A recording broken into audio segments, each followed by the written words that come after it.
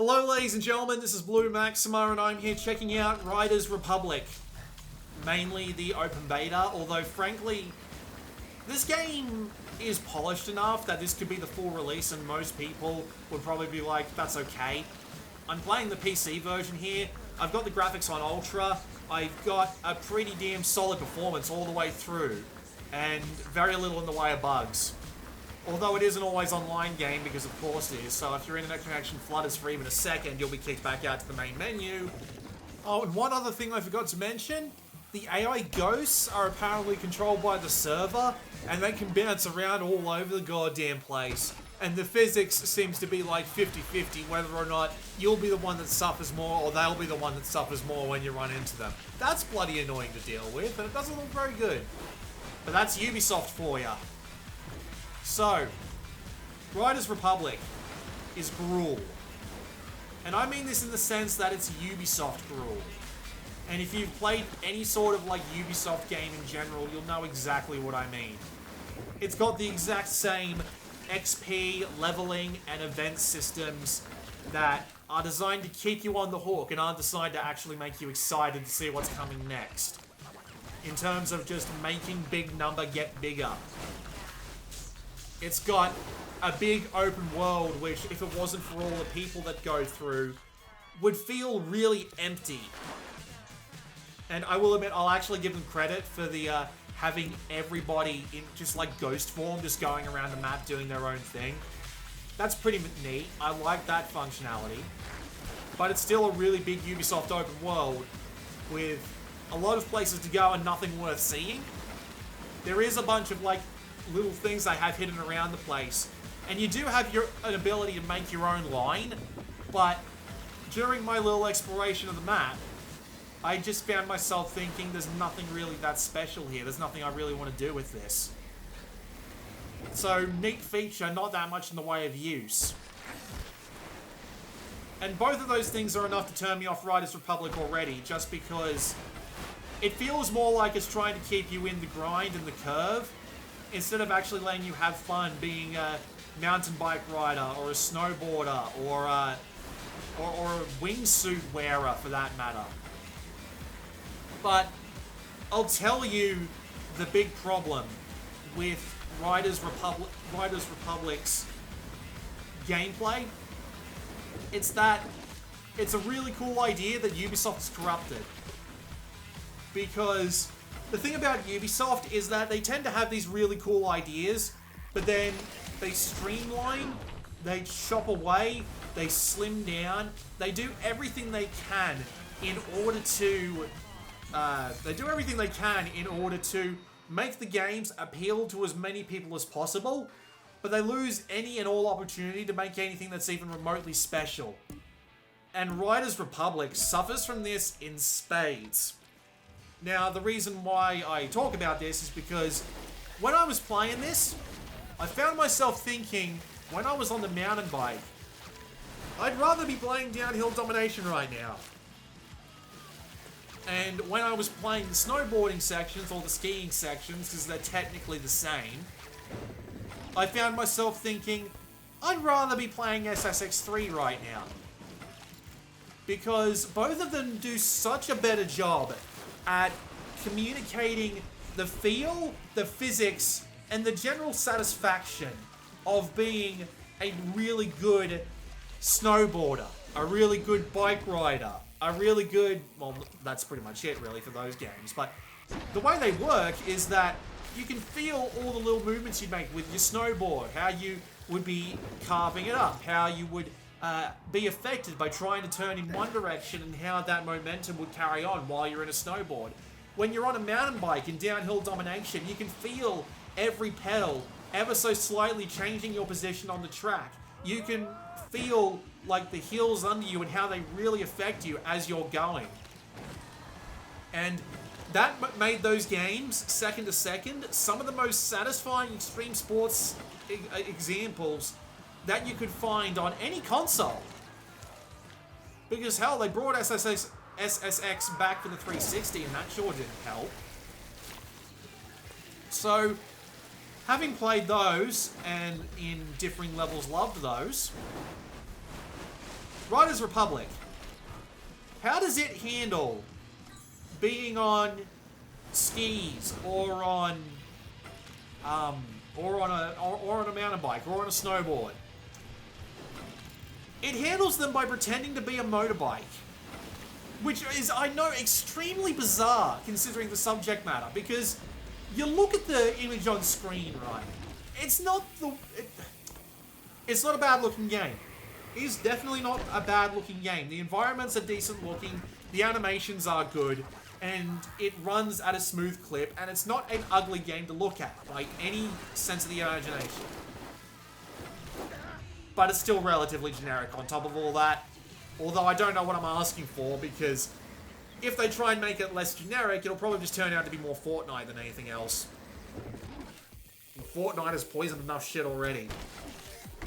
Although this game does have a lot of insufferable people being insufferably hip and cool and awesome and down with the kids. Although maybe their version of being insufferable is what kids like today. I'm not going to claim to know.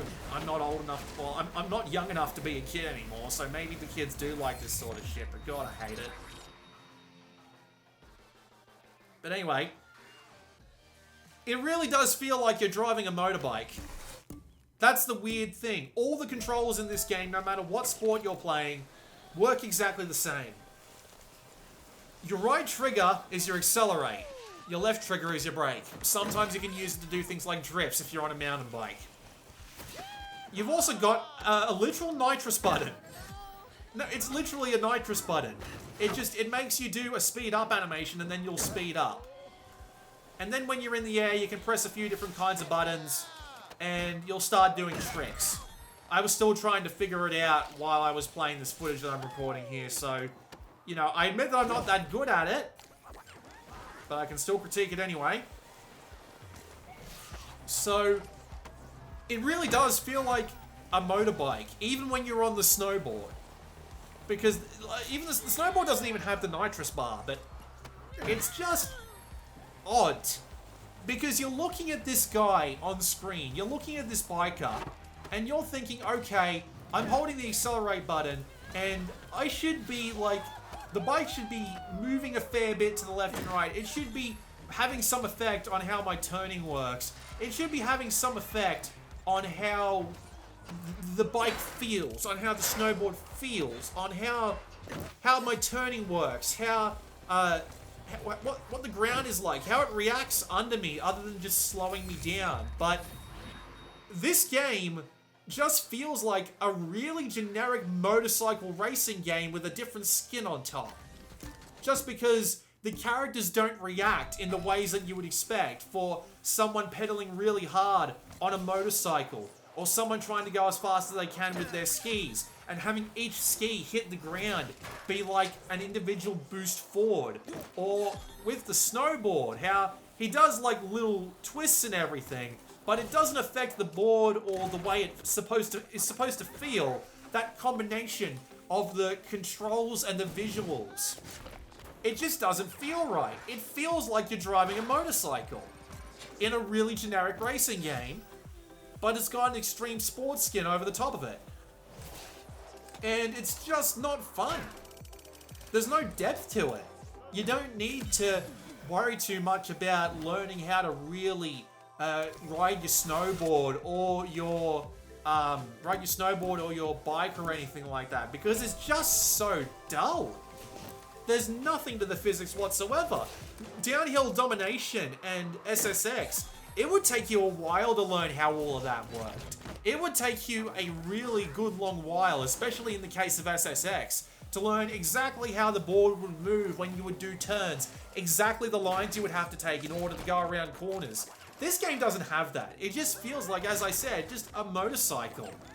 Even when you're using, like, the skis. It's just not right.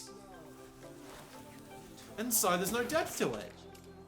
There's no enjoyment to be had. There is tricking, but it's even simpler than, like, the skate games. You just hold a button to do a grip and then spin with the right stick or with the face buttons, and then that's it. You're done. And Well, you gotta, like, land straight up as well. Except for the times where you'll go off a big jump and you'll land, but you'll be coming down too fast even if you get the angle perfect, so you won't be able to actually land. And you're not gonna know that's coming the first time around, and it's incredibly frustrating as a result. And of course, it does the really annoying Ubisoft shit, like, you can pay 1,000 of the in-game fun bucks to automatically transport to an event, or you can warp into a fast travel point and get there on foot, which is just pointless. Like, it's clear how much they're trying to waste your time by doing that. And yeah, that's what this game feels like, a waste of time. It's not a good extreme sports experience. It's got all the usual trappings that Ubisoft games have, and I'm so disappointed. I legitimately wanted this to be good. I heard really good things about Steve, despite the fact that it sold like dog shit. So I wanted to try it. I wanted to give it a go. I wanted to see if it could give me that sort of feeling like in SSX or in Downhill Domination. And it didn't have to be perfect, just something that'll let me, like, pretend to be a proper snowboarder or a skier for a few hours. But no, instead I got extreme sports that handle like motorbikes, the same bullshit Ubisoft crap that they try to force into every single one of their games, including shit like Always Online and the overwhelmingly annoying hip people that are trying to appeal to the kids these days. And it's just not good.